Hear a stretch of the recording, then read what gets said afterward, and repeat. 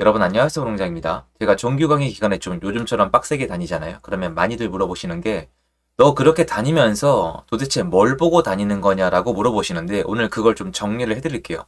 저는 지금 전체 판을 보고 싶은 건데 더 뚜렷하게 말씀을 드릴게요.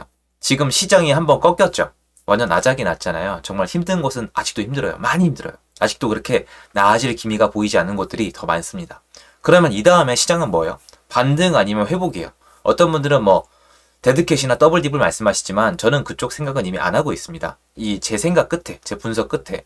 그러면 다시 올라간다는 전제 조건을 깔았을 때 시장 전체 판을 봐야지 나한테 들어오는 걸 극대화시킬 수 있는 게 맞거든요. 근데 여기서 공부를 쭉 해보시면은 매매값만 봐서는 답이 절대 나오지 않아요.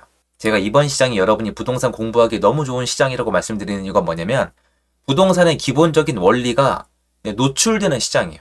그 정도로 시장이 안 좋아요. 왜냐? 가장 기본적인 시장의 개념이 되는 거래가 없기 때문이에요. 거래가 없으면 시장이 아니에요. 자, 여러분들이 돈 들고 나가요. 시장에 물건들이 깔려 있어요. 근데 여러분이 아무도 안 사요. 아무도 물건이랑 돈을 바꾸지 않아요. 그게 시장이에요.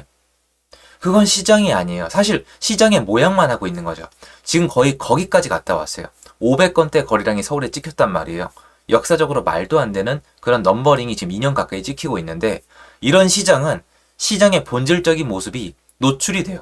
그래서 빌라, 오피스텔, 고시텔까지 갔다 왔고 이렇게 월세를 열심히 알아보고 다니는 사람이 어디 있어요? 말도 안 되는 거잖아요. 옛날 같으면은 그러니까 전세, 월세 시장 그리고 대출 어떤 시스템이나 규제까지 총체적으로 다 봐야 돼요.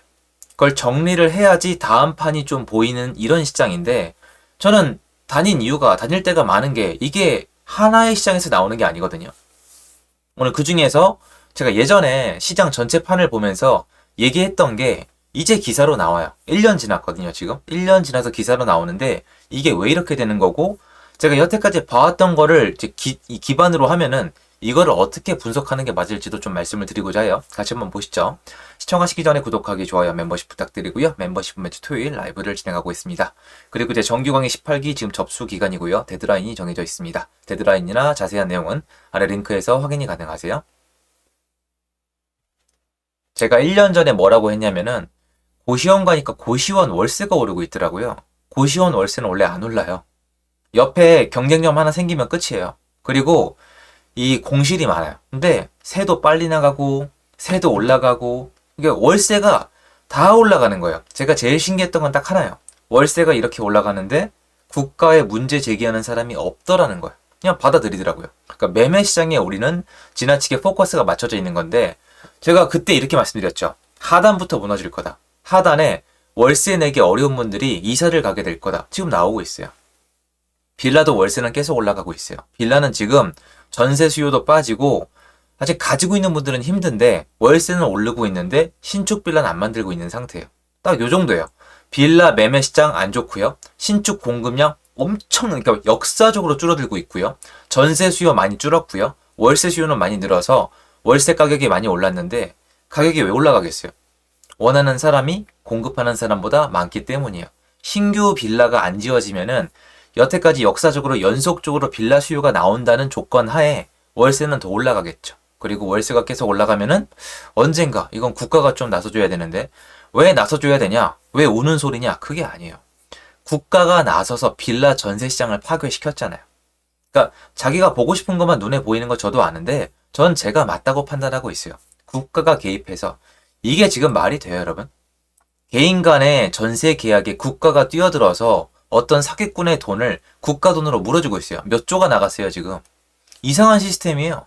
그러다 보니까 매매가랑 전세가랑 붙어버렸잖아요. 그러니까 이 시스템에서 국가가 개입을 해서 고치는 게 맞죠. 그러면 그때야 비로소 전세로 사람들이 돌아오겠죠. 그리고 이 시장 자체가 전세 월세가 다 올라가게 되면은 신축이 부족한 거니까 신축이 공급되도록 국가가 나서줘야 되겠죠. 근데 이거는 어떤 예상의 영역이니까 떼놓고요. 자, 그래서 하단부터 여러분이 아니라 많은 사람이 못 느껴요. 그리고 2년 단위이기 때문에 시간이 꽤 걸리는데 하단에 월세 난민부터 만들어지기 시작할 것이다. 그리고 빌라 공급이나 주택 공급 자체가 망가질 것이라 말씀을 드렸고 또 한 가지 말씀드렸어요. 이런 거예요. 예. 그냥 갈 때는 간다. 어떤 건지 아시죠? 왜냐면 시장을 무너뜨릴 때 대출을 통해서 중산층을 꺾어놓은 거잖아요. 그러니까 지난 정부의 어떤 테마가 중산층을 뭉개자라는 게 좀 있었잖아요. 전 그렇게 파악을 했거든요. 그러면 대출로 집 사는 사람들이 중산층이고 이 부자들은 대출이랑 별 상관이 없단 말이에요. 여기가 자꾸 뭐 토호제 타령을 하는데 토지거래 허가제가 아닌 곳도 오르고 있단 말이에요. 부자들이 좋아하는 곳, 부자들이 먼저 많이 갖고 있던 곳들이 이번에 반등을 했고요. 제가 거래 건수를 따져보면은 전고점을 찾은 곳이 많아요. 예를 들어서 잠실 엘스는 전고점을 찾았다고 보는 게 맞아요. 왜냐면 본인이 상 가격보다 지금 내려가 있는 사람이 10명이 안 돼요. 그 전체 단지, 그 수천 단지에 10명이 안 되는 사람 외에는 전부 다 자기가 상 가격보다 올라가 있단 말이에요. 그러면 이런 현상을 보면은 하단은 무너지고 있고 부자들은 잘 먹고 잘 산다. 이게 결과물이 나온 거란 말이에요. 중산층만 이제 으깨진 거죠. 이제 어떠세요? 시장이 앞으로 어떻게 갈까요? 이거를 파악하려면 시장을 돌아다닐 수밖에 없다는 게 제 의견인 거예요. 왜 그러냐? 이렇게 하든 여러분은 집이 필요하기 때문이에요. 누군가는 집을 지어줘야 되고 누군가는 집을 구해야 돼요. 매수를 하든 전세를 계약하든 월세를 계약해야 되는데 이렇게 되면 시장이 어느 방향으로 가냐는 거죠. 일단 첫 번째로 신규 공급이 줄어들어요. 많은 분들이 빌라 공급이 줄어드는 건 별 신경 안 쓰시는데 반드시 신경을 쓰셔야 돼요. 왜 그러냐? 빌라 공급은 지금 언급이 안 되거나 사람들에게 주목을 못 받는 게 정상이에요. 빌라 공급 부족이 언제 문제가 되느냐? 이거 잘 들어주셔야 돼요. 아파트 가격이 올라가면서 아파트 시장에 문제가 생기면 그때야 빌라 시장 얘기를 해요. 왜냐면 이거 들어보신 적 있으세요? 빌라는 아파트의 대체제다. 물론 이게 듣기 싫은 분도 있는 거 아는데 아파트가 문제가 생기면 빌라, 오피스텔, 생숙 등등 다른 주거 상품에 영향을 미칩니다. 여러분 이거 지난 시장에 이미 한번 겪으셨어요. 아파트를 살 수 없게 하니까 아파트 비슷한 아파텔이나 오피스텔을 많이 사셨고 빌라도 가격이 같이 올라갔잖아요. 아파트 시장에 전월세가 올라가고 수급이 꼬이고 공급이 부족하고 구축까지 가격이 올라가게 되면은 어쩔 수 없이 돈이 안 되는 분들은 빌라 시장으로 내려와야 돼요. 그때는 어쩔 수 없어요. 밀려나는 거야.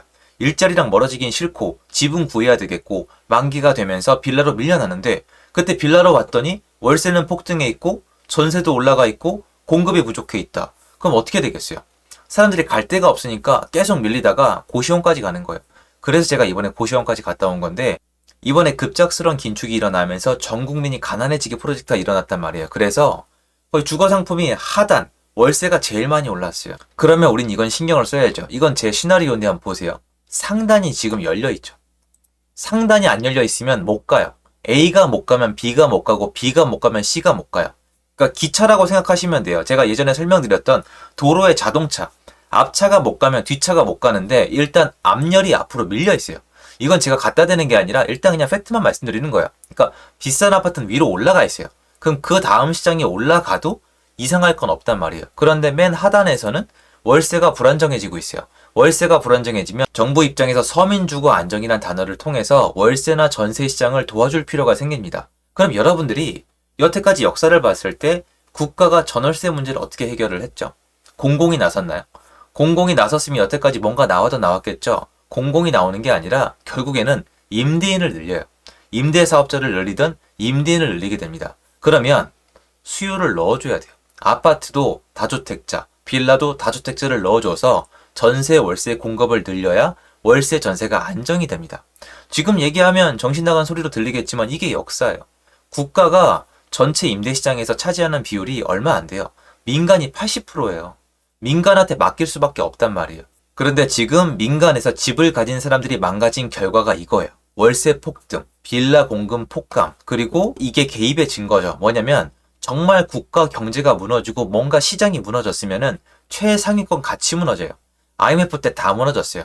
강남 건물 안 무너졌어요. 고가 아파트 안 무너졌어요. 대출을 통해서 집을 샀던 사람들만 무너지고 있습니다. 그리고 하단만 무너지고 있어요. 그럼 시장이 앞으로 어떤 방향으로 갈까요? 간단히 생각해도 세 가지 정도는 바로 떠오르는데요. 첫 번째, 전월세 시장의 불안. 이건 이미 나오기 시작을 했죠. 제가 얘기했을 때 나오지 않았었죠. 두 번째, 신규 공급의 폭감. 이것도 일어나고 있죠. 세 번째는 뭐예요? 정부의 개입이에요. 정부 개입은 언제 할까요? 문제를 삼을 때, 이 월세 난민 또는 전세 난민 그리고 신축의 부족에 대해서 야당이 문제를 삼을 때, 국민들이 문제를 삼을 때 또 미리 계획 안 하고 급하게 풀어 제낄 거예요. 그럼 어떻게 되겠습니까? 매매가가 움직이겠죠. 제가 그래서 지금이 괜찮은 기회라고 말씀을 드리는 겁니다. 요 점을 여러분들이 어디에 거주하고 계신지 모르겠지만 거기에 맞춰서 한번 알아보세요. 빌라 시장은 지금 어떻게 돌아가고 있는가? 아니면 상단, 뭐 하이엔드 시장은 어떻게 돌아가고 있는가? 그리고 제가 많이 보여드렸던 중간, 지금 거래량은 살아나지만 살아나지 못하는 그곳들, 거기는 어떻게 돌아가고 있는지를 다 봐야 전체 시장이 보일 겁니다. 요거 전달해드리고 싶어서 영상 만들어 봤습니다. 도움됐으면 좋겠고요. 영상 보셔서 감사합니다. 좋은 하루 되세요.